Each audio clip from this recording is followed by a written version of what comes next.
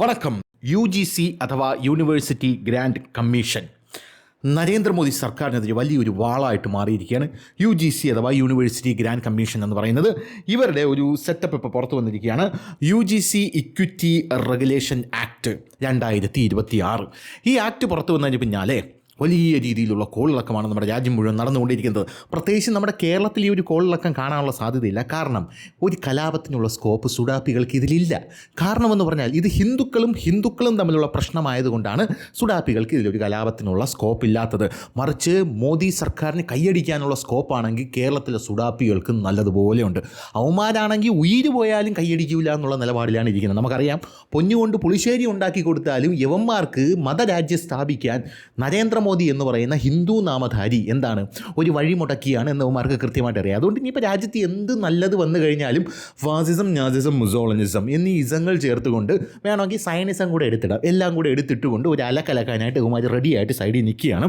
അതുകൊണ്ട് തന്നെ ഇത്തവണ സുഡാപ്പികൾ സംയമനം പാലിച്ചിട്ടുണ്ട്. പിന്നെ പോരാത്തതിന് എരുതിയിൽ ഇവന്മാർ നല്ലപോലെ എണ്ണ കോരി ഒഴിക്കാനായിട്ട് ശ്രമിക്കുന്നുണ്ട്. സംഭവം എന്താണെന്ന് പറഞ്ഞു കഴിഞ്ഞാൽ 2012 UGC ആക്ട് ഉണ്ട്. എന്താണ് ഈ UGC ആക്ട് എന്ന് പറയുന്നത്? അതായത് അഡ്മിഷൻ വേള മുതൽ ഹോസ്റ്റല്, ക്യാമ്പസ്, ക്ലാസ് മുറി, ഇവിടെ എല്ലാ സ്ഥലത്തും വേണ്ട അല്ലെങ്കിൽ ഇവിടെ എല്ലാ സ്ഥലത്തും നടപ്പാക്കേണ്ട അല്ലെങ്കിൽ പാലിക്കേണ്ട മര്യാദകളാണ്. ഈ മര്യാദകൾ ലംഘിച്ചു കഴിഞ്ഞാൽ എന്താണ് വലിയ പ്രശ്നമാണ്. അപ്പോൾ ഇതാണ് UGC ആക്ട് എന്ന് പറയുന്നത്. പക്ഷേ ഇതൊന്നും നടപ്പിലായിരുന്നില്ല. സ്വാഭാവികമായിട്ട് അതൊന്നും നടപ്പിലാകാൻ പോകുന്നില്ലല്ലോ. നമ്മളിവിടെ എന്തോരം നിയമങ്ങൾ നമ്മുടെ നാട്ടിലുണ്ട്. ഈ നിയമങ്ങളൊക്കെ നടപ്പാകാനാണ് പോകുന്നത്. ഇപ്പോൾ തന്നെ പുതിയൊരു നിയമം വന്നിട്ടുണ്ടായിരുന്നു, ഗതാഗത നിയമം. ഗതാഗതത്തിൽ ഭേദഗതി ഇത് കൊണ്ടുവന്നല്ലോ. അതായത് ഇനി മുതൽ ഒരു ചെല്ലാൻ ലഭിച്ചു കഴിഞ്ഞാൽ 45 ദിവസത്തിനകം അടയ്ക്കണം. 45 ദിവസത്തിനകം അടച്ചില്ലെങ്കിൽ വലിയ പ്രശ്നമാണ്. പോരാത്തതിന് ഇനി ഒരു 5 ചെല്ലാൻ ഒരു വർഷം ലഭിച്ചു കഴിഞ്ഞാൽ ഉടമയുടെ ലൈസൻസ് കട്ടാവും. അഥവാ ഉടമയുടെ ലൈസൻസ് കട്ടായി കഴിഞ്ഞാലും ഈ ലൈസൻസ് ഇല്ലാത്തവൻ വണ്ടി എടുത്തുകൊണ്ട് പുറത്തിറങ്ങി ആരറിയാൻ പോകുന്നു എന്നുള്ളൊരു ചോദ്യമായിരിക്കും ഈ ലൈസൻസ് കട്ടാകാൻ പോകുന്നവന്മാരെല്ലാം ഇപ്പം മനസ്സിൽ ആലോചിച്ചുകൊണ്ടിരിക്കുന്നത്. എന്ത് നിയമം, ഏത് നിയമം എന്നൊക്കെ ഉള്ളൊരു രീതിയാണ് നമ്മുടെ കേരളത്തിലടക്കം ഇപ്പോൾ എല്ലായിടത്തും നടന്നു പോകുന്നത്. നമ്മുടെ സന്തോഷ് ജോർജ് കുളങ്ങര തന്നെ പറഞ്ഞിട്ടുണ്ട്. ആ ഒരു കോട്ട് എടുത്തു വെച്ചുകൊണ്ടാണ് കേട്ടോ ഞാൻ പറയുന്നത്. അദ്ദേഹം പറഞ്ഞത്, ഇനി എവിടെ ജനിക്കാനാണ് സാറിന് ആഗ്രഹം എന്ന് ചോദിച്ചപ്പോൾ അദ്ദേഹം പറഞ്ഞത്, ഇനി ഇന്ത്യയിൽ തന്നെ ജനിക്കണമെന്നാണ് എനിക്ക് ആഗ്രഹം. കാരണം ഇവിടെ എല്ലാ കാര്യങ്ങളും നടക്കും, എല്ലാ ഉടായ്പകളും നടക്കും. അതിൻ്റെ കൂട്ടത്തിൽ തന്നെ നമുക്ക് നല്ലപോലെ ജീവിച്ചു പോകാനും പറ്റും. അതാണ് നമ്മുടെ നാടും നമ്മുടെ നിയമം എന്ന് പറയുന്നത്. എന്തായിരുന്നാലും ഈ UGC 2012 ആക്ട് നടപ്പായില്ല. ഈ നടപ്പായില്ലെന്ന് പറഞ്ഞാൽ ഒരു അഴകുഴമ്പം മട്ട്. അപ്പോൾ ഈ ഒരു സാഹചര്യത്തിൽ നമ്മുടെ രോഹിത് വെമുലയുടെ അമ്മ എന്ത് ചെയ്തു? സുപ്രീം കോടതിയെ സമീപിച്ചു. അപ്പോൾ സുപ്രീം കോടതി എന്ത് ചെയ്തു? കേന്ദ്ര സർക്കാരിൻ്റെ മുമ്പിൽ കുറച്ച് നിർദ്ദേശങ്ങൾ വെച്ചു. അതൊന്ന് നടപ്പിലാക്കിക്കൊടു. അതായത് നിങ്ങളൊരു കാര്യം ചെയ്യും, ഒരു പുതിയൊരു ആക്ട് കൊണ്ടുവന്നിട്ട് അവർ പറയുന്നതിൽ കാര്യമുണ്ട്. കാരണം നമ്മുടെ രാജ്യത്ത് ദളിത് വിദ്യാർത്ഥികളൊക്കെ ഒരുപാട് പീഡിപ്പിക്കപ്പെടുന്നുണ്ട്. ഈ ദളിത് വിദ്യാർത്ഥികൾ SC ST ആയിട്ടുള്ള ആൾക്കാരൊക്കെ ഒരുപാട് പീഡിപ്പിക്കുന്നത് കൊണ്ട് തന്നെ അവർക്ക് ചോദിക്കാനും പറയാനും ആളില്ല എന്നുള്ളൊരു തോന്നൽ നമ്മുടെ രാജ്യത്തുള്ളത് കൊണ്ട് തന്നെ നമ്മുടെ ക്യാമ്പസുകളിൽ, കാരണം അവരാണ് വളർന്നു വരുന്ന തലമുറ എന്ന് പറയുന്നത്, ക്യാമ്പസുകളിൽ വിദ്യാർത്ഥികൾക്ക് എന്ത് വേണം? പ്രൊട്ടക്ഷൻ വേണം. അത് അനിവാര്യമാണ്. നിങ്ങളത് ചെയ്തു കൊടുക്കുക. സുപ്രീം കോടതിയോട് ചോദിച്ചാൽ സുപ്രീം കോടതി പറയും, ഞാൻ അങ്ങനെ ചെയ്ത് കൊടുത്തേ പറ്റൂ എന്നൊന്നും ഞാൻ പറഞ്ഞിട്ടില്ല. ഞാൻ പറഞ്ഞത് എന്താണ്? പറ്റുമെങ്കിൽ ഒന്ന് ചെയ്തു കൊടുക്കും, ടോൺ ശ്രദ്ധിക്കണം എന്നാണ് സുപ്രീം കോടതി ഇപ്പോൾ പറയണത്. കാരണം നിയമം ഇപ്പോൾ സ്റ്റേ ചെയ്തിട്ടുണ്ട്. എന്തായിരുന്നാലും അപ്പോൾ കേന്ദ്ര സർക്കാർ എന്ത് വിചാരിച്ചു? ശരി, നമുക്കൊരു കാര്യം ചെയ്യാം, നിയമം അങ്ങ് നടപ്പാക്കി കളയാമെന്ന് പറഞ്ഞ് ശക്തമായിട്ട് ഇപ്പം മോദി സർക്കാർ കൊണ്ടുവരുന്ന നിയമമാണെങ്കിൽ അത് ശക്തമാണ്. കാരണം പൗരത്വ ഭേദഗതി നിയമമൊക്കെ നമ്മൾ കണ്ടതാണല്ലോ. എത്രയൊക്കെ മുട്ടിലഴഞ്ഞിട്ടും നെഞ്ചത്തടിച്ച് നിലവിളിച്ചിട്ടും മണ്ണ് വാരി തിന്നിട്ടും യവന്മാരെ ഒന്നും മൈൻഡ് ചെയ്തില്ല. എല്ലാം നടപ്പിലാക്കി. ഇപ്പോൾ SIR നടപ്പിലാക്കി.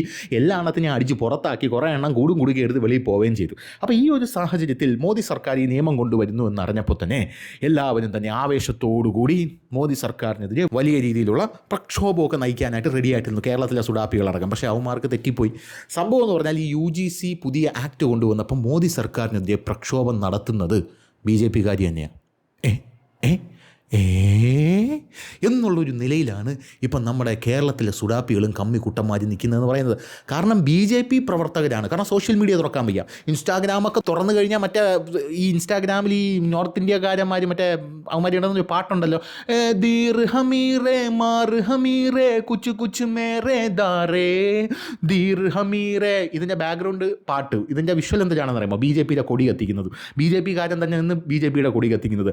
മോദിജി വെറുത്തു പോയി മോദിജി എന്ന് പറഞ്ഞ്. എന്നിട്ട് അങ്ങോട്ട് നോക്കി യോഗി ആദിത്യനാഥ്. 2027 എന്തിനാ തെരഞ്ഞെടുപ്പ് വരാൻ പോകുന്നത്. അപ്പോൾ യോഗി പറഞ്ഞ് അമ്മച്ചിയാണ് ഞാൻ ഇവിടെ നടപ്പിലാക്കൂലേ, അങ്ങനെ ഒന്ന് തെറ്റിദ്ധരിക്കില്ലേ മോനെ എന്ന് യോഗി ആദിത്യനാഥ് പറയുന്ന ഒരു സാഹചര്യം കൂടെ ഉണ്ടായി.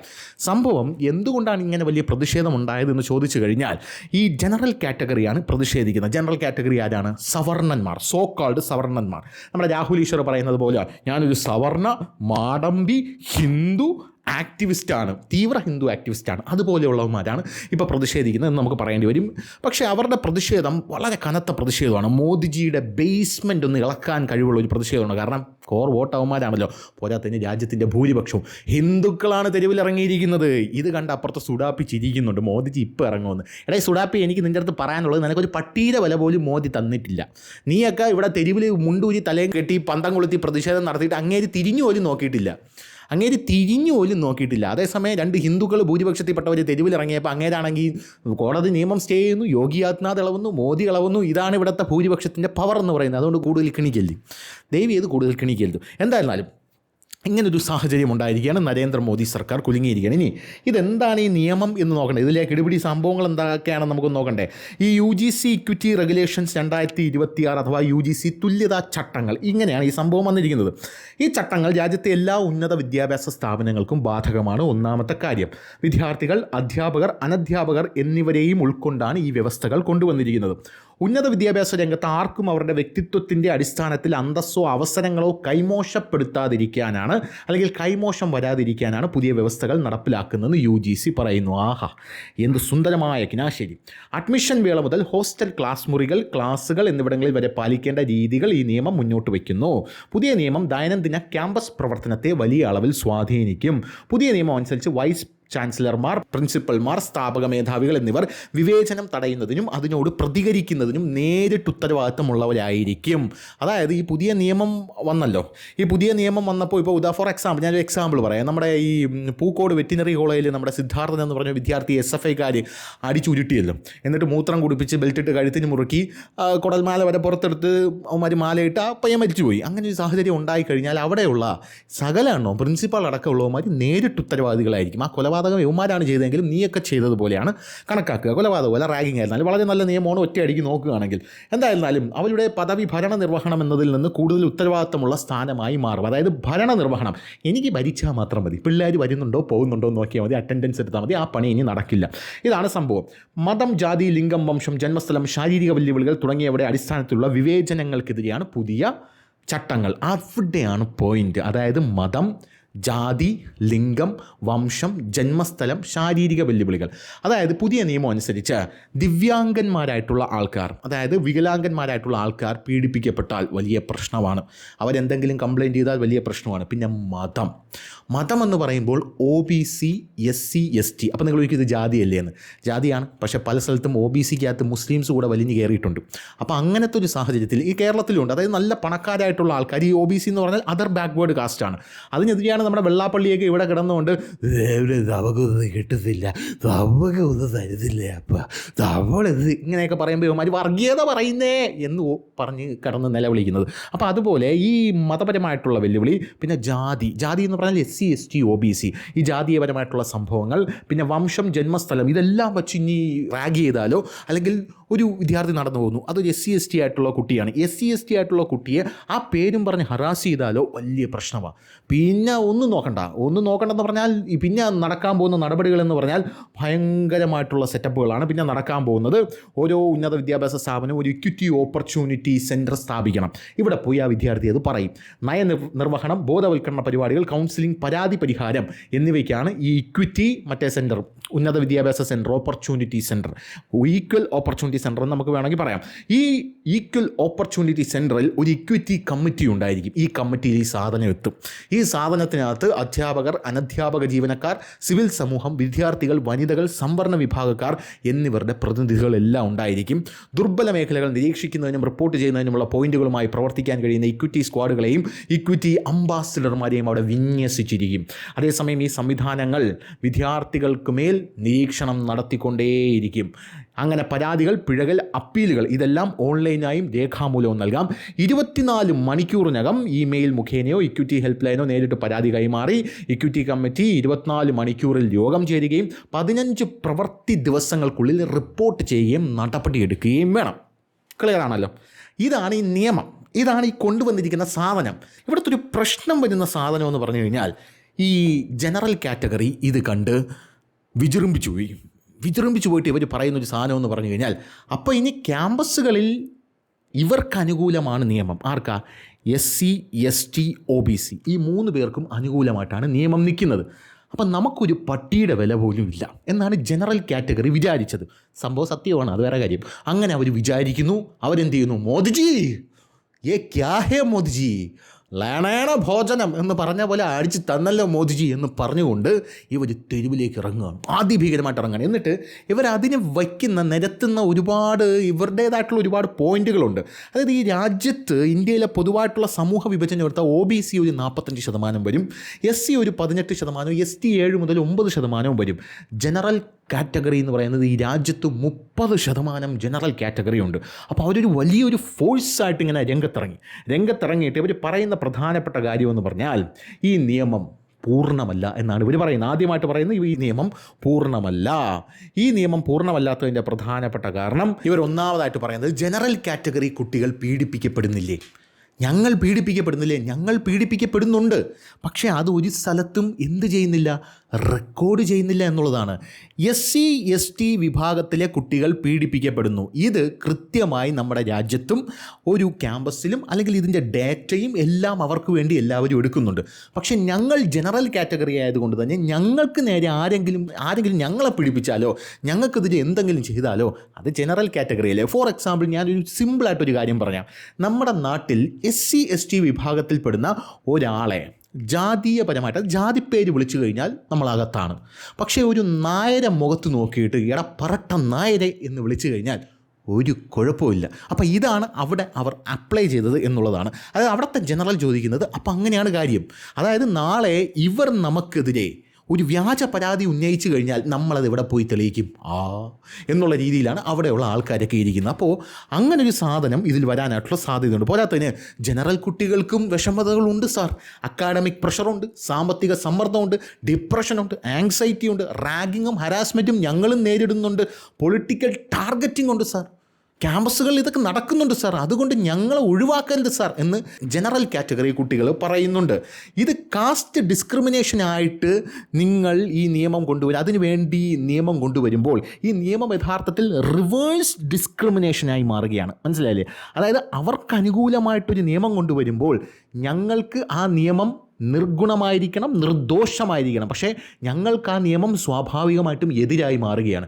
അതായത് ഒരു ക്യാമ്പസിൽ എന്ത് കുറ്റം ചെയ്തു കഴിഞ്ഞാലും അതെല്ലാം ഇനി ഞങ്ങളുടെ തലയിൽ തന്നെ. നമ്മുടെ ഭഗീരഥൻ പിള്ള മീശ മാധവൻ്റെ പറയുന്നത് പോലെ, മാധവ ഇന്ന് നീ ആ വീട്ടിൽ കയറിയ നാളെ അത് എൻ്റെ തലയിലാവും. അപ്പോൾ നമ്മുടെ മീശ മാധവൻ പറയും, എങ്കിൽ പിന്നെ നാളെ കയറാം, അതിൻ്റെ തലേദിവസം എൻ്റെ തലയിലാവും എന്ന് പറയുന്നത് പോലെയാണ്. ഇതെല്ലാം കൂടെ നമ്മുടെ തലയിലാവും എന്ന് പറഞ്ഞുകൊണ്ടാണ് ജനറൽ കാറ്റഗറി രംഗത്തിറങ്ങിയിരിക്കുന്നത് എന്നുള്ളതാണ് പ്രധാനപ്പെട്ട കാര്യം എന്ന് പറയുന്നത്. കാസ്റ്റ് ഡിസ്ക്രിമിനേഷനായി രേഖപ്പെടുത്താനാവില്ല, അതുകൊണ്ട് ജനറൽ പീഡിപ്പിക്കപ്പെടുന്നില്ല എന്ന് നിങ്ങളെങ്ങനെ ഉറപ്പിച്ച് പറയും? SC, STക്ക് കാസ്റ്റ് ബേസ്ഡ് ഹറാസ്മെൻറ്റ് പാറ്റേൺ കൂടുതൽ ഡോക്യുമെൻ്റഡ് ആണ്. അതായത് SC, ST caste based harassment pattern ഇത് ഡോക്യുമെൻ്റഡ് ആണ്. അവർ കാസ്റ്റ് ബേസായിട്ട് പീഡനം നേരിട്ട് കഴിഞ്ഞാൽ അത് ഡോക്യുമെൻ്റഡ് ആണ്. അതായത് അത് രേഖപ്പെടുത്തി വയ്ക്കും. ജനറൽ വിഭാഗത്തിന് എവിടെ രേഖപ്പെടുത്തി വയ്ക്കുന്നു? ജനറൽ കുട്ടികൾ ക്യാമ്പസിൽ മരിക്കുന്നുണ്ടോ, സൂയിസൈഡ് ചെയ്യുന്നുണ്ടോ, ഇത് നിങ്ങൾ എവിടെയാണ് രേഖപ്പെടുത്തി വയ്ക്കുന്നത്? ഒരുപാട് പേര് മരിക്കുന്നുണ്ട്, ഇത് നിങ്ങൾ രേഖപ്പെടുത്തുന്നില്ല. ജനറൽ കുട്ടികൾ മരിക്കുമ്പോൾ ഒരു കുട്ടി മരിച്ചു, അത്രേ ഉള്ളൂ. പക്ഷേ SC, STയിലെ ഒരു വിദ്യാർത്ഥി മരിക്കുമ്പോൾ വലിയ പ്രതിഷേധം ഉണ്ടാകുന്നു, വലിയ സംഭവങ്ങൾ ഉണ്ടാകുന്നു, അത് രാജ്യം മൊത്തം ചർച്ച ചെയ്യപ്പെടുന്നു. എന്താ ജനറൽ കുട്ടികളുടെ കാര്യത്തിൽ ഇത് ചർച്ച ചെയ്യപ്പെടാത്തത് എന്നുള്ള ചോദ്യം ഉന്നയിക്കുന്നു. SC, ST, OBC മൈനോറിറ്റി വിഭാഗങ്ങളുടെ സൂയിസൈഡ് ഷെയർ സിഗ്നിഫിക്കൻ്റ് ആയിട്ട് പലർക്കും റിപ്പോർട്ട് ചെയ്യപ്പെടുന്നു. കാസ്റ്റ് ആൻഡ് സോഷ്യൽ എക്സ്ക്ലൂഷൻ ഒരു ഫാക്ടർ ആകുന്നുണ്ട് ജനറൽ വിഭാഗത്തിൻ്റെ കാര്യത്തിൽ എന്നുള്ളതാണ് പ്രധാനപ്പെട്ട കാര്യം. ഇനി ജനറൽ വിഭാഗത്തിൽപ്പെട്ട ആൾക്കാർ പ്രതിഷേധിക്കാൻ ഇറങ്ങുന്നതിൻ്റെ മറ്റൊരു കാര്യം എന്ന് പറയുന്നത് ഫോൾസ് കംപ്ലൈൻറ്റിനെ കുറിച്ചുള്ള ഭയമാണ്. അതായത് തെറ്റായിട്ടുള്ള പരാതി കൊടുത്താൽ എന്ത് ചെയ്യും? അതൊരു സംഭവമല്ലേ? അത് തെറ്റായിട്ടുള്ള പരാതി കൊടുത്തു കഴിഞ്ഞാൽ എങ്ങനെ തെളിയിക്കും? നമ്മുടെ രാഹുൽ ഈശ്വർ പറയുന്നത് പോലെ അവരെങ്ങനെ തെളിയിക്കും? അതൊരു വിഷയമാണ്. ഇനി കുറ്റക്കാരനായി ലേബൽ ചെയ്യപ്പെട്ട് കഴിഞ്ഞാൽ കുറ്റക്കാരൻ തന്നെയായി ജീവിക്കേണ്ടി വരും എന്നുള്ള പേടി. ഇക്വിറ്റി എന്ന പേരിൽ റിവേഴ്സ് ഡിസ്ക്രിമിനേഷൻ നടക്കുന്നു എന്നുള്ള അവരുടെ കംപ്ലയിൻറ്റ്. പോരാത്തതിന് റിസർവ്ഡ് കാറ്റഗറിക്ക് മാത്രം പ്രൊട്ടക്ഷൻ നൽകുന്നു എന്ന പെർസെപ്ഷൻ. ഇവയാണ് പ്രൊട്ടസ്റ്റിന് വലിയ രീതിയിൽ ഫയർ കൊടുത്തുകൊണ്ടിരിക്കുന്നത് എന്നുള്ളത് നമ്മൾ മനസ്സിലാക്കണം. ഈ നിയമം നമ്മളെ മാത്രം സംശയത്തിൻ്റെ നിഴലിൽ കാണും. പുതിയ UGC ഇക്വിറ്റി റൂൾസ് വന്നാൽ കോളേജുകളിൽ ഡിസ്ക്രിമിനേഷൻ കംപ്ലയിൻ്റ് എന്നൊരു സംവിധാനം ശക്തമാകും. ജനറൽ കാറ്റഗറി ആളുകൾ വിചാരിക്കുന്നത് കാസ്റ്റ് വിഷയം വന്നാൽ ആദ്യം കുറ്റക്കാരനാക്കുന്നത് ഞങ്ങളെയാണ്. അതുകൊണ്ടാണ് ഈ നിയമം കൊണ്ടുവന്നിരിക്കുന്നത്. എന്തെങ്കിലും സംഭവിച്ചാൽ ഞങ്ങളാണ് ഉത്തരവാദി എന്നുള്ള സംഭവം കൊണ്ടുവരും. ഫോൾസ് കേസ് വന്നാൽ ഞങ്ങളെ രക്ഷിക്കാൻ സേഫ് ഗാർഡുകളില്ല എന്നുള്ള വേറൊരു പ്രശ്നമുണ്ട്. കാസ്റ്റ് പറഞ്ഞു എന്ന് തെറ്റായി ആരോപിച്ചാൽ നമുക്ക് ജസ്റ്റിസ് കിട്ടില്ല എന്നുള്ളൊരു പേടി ജനറൽ ഇപ്പോൾ എന്ത് ചെയ്യുന്നുണ്ട്, പുറത്തേക്ക് കൊടുക്കുന്നുണ്ട്. ഒരു കംപ്ലയിൻറ്റ് വന്നാൽ ആദ്യം കുറ്റക്കാരൻ എന്ന രീതിയിൽ മാനസികമായും സാമൂഹികമായും തകർന്നു പോകും. പിന്നീട് സത്യം തെളിയിച്ചാലും റെപ്യൂട്ടേഷൻ പോയി കഴിഞ്ഞിരിക്കും. അതുകൊണ്ട് മിസ്യൂസ് ഭയം. ഇത് ഇക്വാലിറ്റി അല്ല, റിവേഴ്സ് ഡിസ്ക്രിമിനേഷനാണ് എന്നുള്ളതാണ് അവരുടെ പ്രധാനപ്പെട്ട കാര്യം. അതുകൊണ്ടാണ് മോദിജിയുടെ മറ്റേ ഇതുണ്ടല്ലോ, BJPയുടെ കൊടിയൊക്കെ ദാർഹം എന്ന് പറഞ്ഞ അവന്മാർ ഇളക്കി തോട്ടിലോട്ട് കളയുന്നത്. എന്തായാലും മോദിജി ഒന്ന് വിറച്ചിട്ടുണ്ട്.